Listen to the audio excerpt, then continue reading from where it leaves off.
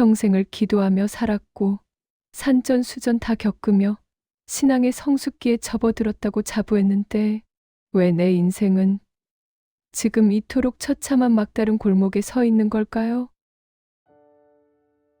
신앙의 경륜이 깊어질수록 가장 위험한 함정은 내 노련한 판단을 하나님의 뜻으로 오해하는 것입니다.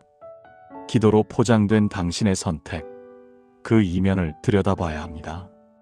성경은 이 비극의 시작을 다윗이 그 마음에 생각하기를이라고 기록합니다. 내 지혜가 나를 외통수로 몰아넣을 때 우리가 반드시 회복해야 할 단 하나의 도구. 오늘 우리는 다윗의 잿더미 위에서 에봇을 다시 찾아야 합니다. 여러분, 우리는 여러 해 신앙을 지켜오면서 나름의 영적 노하우를 쌓아왔습니다. 하지만 때로는 그 노련함이 가장 무서운 적이 되기도 합니다. 이스라엘의 위대한 왕 다윗조차 그랬습니다. 사울의 끈질긴 추격 앞에서 그의 영적 인내력은 고갈되었고 하나님의 약속보다 눈앞의 칼날을 더 크게 보기 시작했습니다.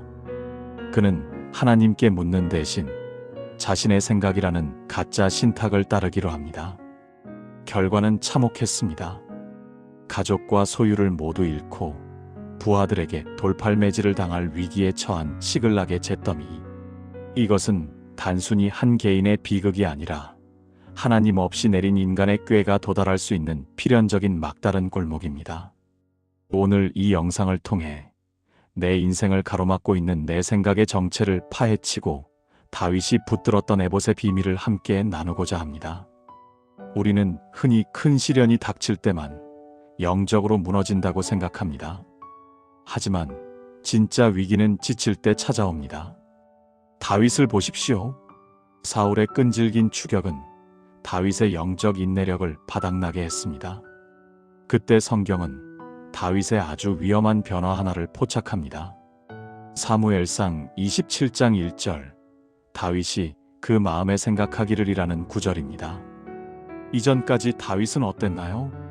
위기 때마다 여호와께 묻자와 이르되라고 했습니다. 그런데 이제는 묻지 않습니다.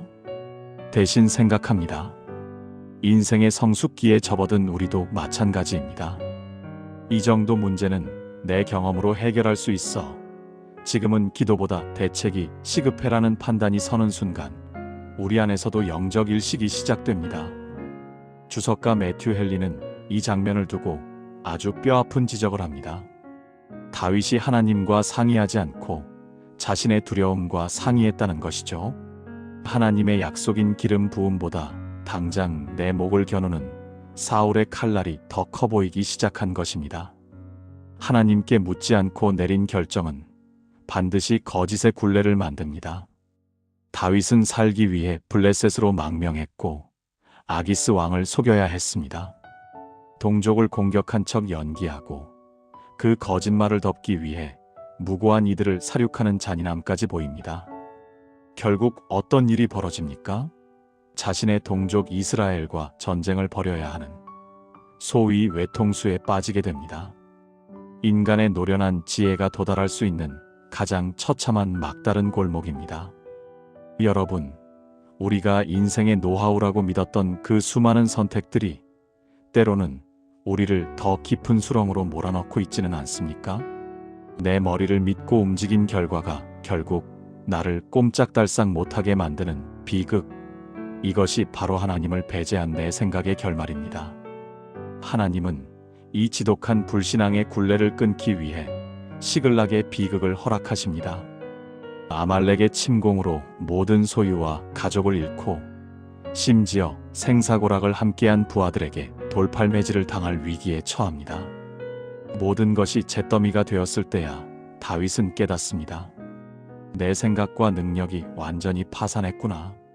그런데 바로 그 절망의 끝에서 성경은 놀라운 기록을 남깁니다. 다윗이 여호와를 힘입고 용기를 얻었더라. 여기서 힘입다라는 히브리어 하작은 단순히 기운을 차렸다는 뜻이 아닙니다. 하나님과의 관계를 다시 정렬했다는 뜻입니다. 사람을 원망하거나 변명하는 대신 자신의 통치권을 하나님께 다시 반납하기로 결단한 것입니다. 그리고 그 회복의 첫 번째 신호탄이 바로 이것이었습니다. 에봇을 내게로 가져오라. 다윗이 아비아달에게 에봇을 내게로 가져오라고 명령한 것은 단순히 종교적인 퍼포먼스가 아니었습니다.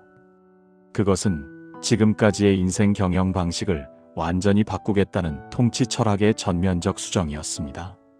에봇의 가슴 부분에는 판결의 흉패가 있었고 그 안에는 빛을 뜻하는 우림과 완전함을 뜻하는 둠밈이 들어 있었습니다. 이 에봇을 구했다는 것은 다윗의 이런 고백입니다. 이제 내 판단은 빛이 아니며 내 전략은 결코 완전하지 않습니다.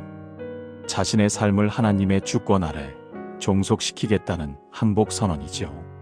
여러분, 신앙의 성숙기에 접어든 우리가 가장 하기 힘든 것이 무엇입니까? 바로 내 경험이 틀렸을 수 있다고 인정하는 것입니다. 사울은 제사장을 죽여 하나님과의 채널을 스스로 끊었지만 다윗은 하나님이 정하신 법적 절차와 중보자를 통해 다시 묻기 시작합니다. 여기서 주목할 점은 다윗이 왕임에도 직접 하지 않고 제사장 아비아달을 통해 응답을 기다렸다는 사실입니다. 이는 인간의 열심만으로는 하나님께 닿을 수 없으며 하나님이 지정하신 통로를 통해서만 그분의 뜻을 발견할 수 있다는 원리를 보여줍니다. 존 칼빈은 이를 두고 그리스도라는 중보자를 통하지 않고는 하나님의 뜻을 분별할 수 없는 성도의 상태에 비유했습니다. 우리 인생에 막힌 담을 허무는 것은 나의 간절함이 아니라 오직 중보자 예수 그리스도를 의지하는 정직한 정열입니다. 오늘날 우리에게 에봇은 기록된 성경 말씀과 내주하시는 성령의 조명입니다. 하지만 우리는 고난 앞에서 말씀보다는 회피의 골목을 찾곤 합니다. 친구와의 긴 수다, 자극적인 영상 시청, 혹은 무기력한 잠으로 숨어버리지는 않습니까? 이것은 단순한 나약함이 아닙니다. 하나님 없이도 이 상황을 견딜 수 있다고 믿는 우리 안의 교만이자 우상숭배입니다. 우리는 이 반응의 연쇄를 끊어내야 합니다. 위기가 닥칠 때 습관적으로 휴대폰을 켜는 대신 스스로에게 선포하십시오. 에봇을 가져오라. 세상이 주는 가짜 평안을 거절하고 나를 강제로라도 말씀과 기도의 자리로 끌어다 놓는 자기 부인이 필요합니다. 다윗은 추격하면 따라잡겠나이까? 라고 아주 구체적으로 물었습니다. 우리도 물어야 합니다. 하나님, 이 상황에서 제가 죽여야 할 자아는 무엇입니까? 나의 생각에서 시작해 나의 한계를 깨닫고 결국 하나님의 판결로 이어지는 것. 이것이 진정한 영적 회복의 전형입니다. 다윗은 시글락의 잿더미 위에서 자신의 파산을 선언했을 때 잃어버린 모든 것을 되찾았을 뿐만 아니라 진정한 왕으로서의 영적 권위를 회복했습니다. 평생을 신앙으로 살아오신 여러분, 이제 당신의 노련함을 내려놓고 오직 말씀이라는 우림과 둠밈 앞에 서십시오. 나의 직관이라는 거짓 신탁을 버리고 하나님께만 물을 때 여러분의 삶은 하나님의 뜻을 이 땅에 증거하는 가장 강력한 사명의 시간이 될 것입니다.